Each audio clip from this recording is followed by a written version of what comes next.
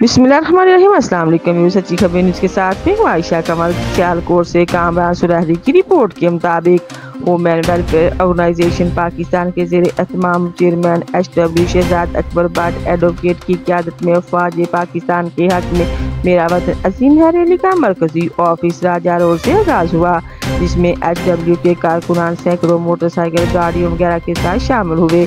Rally में फ़ौज पाकिस्तान के हक़ में फलक नारों से फ़िज़ा गूंज उठी। रैली के शुरा ने पाकिस्तान के परचमों के साथ फ़ौज पाकिस्तान के हक़ में तहरीर शुदा कतबान माफलक साथों में पकड़े फ़ज़ा में बुलंद किए हुए थे। रैली के शुरा से chairman HW Shahzad Akbar Bhatt advocate ने खिताब करते हुए कहा कि सानिया 9 मई पाकिस्तान की तारीख में क्या दिन के तौर पर याद रखा जाएगा। 9 मई को एक परिस्तान साजिश के तहत मुल्क के हसास तनसीबात पर हमला करके तोड़फोड़ की गई। जिना हाउस को जलाया गया, यादगार शोहदा को मसमार करके बेरहमती की इंतहा की गई। अफवाज पाकिस्तान के खिलाफ नाजेबा अल्फाज के साथ नाराबाजी की गई। अवाम और फौज में तसादम करवाने के मंसूबे को अफवाज पाकिस्तान ने सब्र तहम्मुल का मुजाहरा करके नाकाम बना दिया।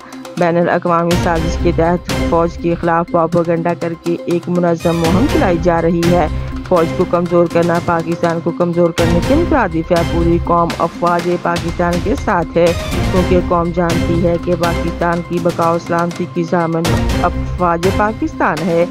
हुकूमत दुश्मन के आलाकारों को निशाना इबरत बना दे ताकि आइंदा कोई इस किस्म की दहशतगर्दी का मुजाहरा करने की जरूरत न कर सके। रैली शहर के मुख्तलिफ हिस्सों से गुजरती हुई मरकजी ऑफिस पर अख्ताम पजीर हुई।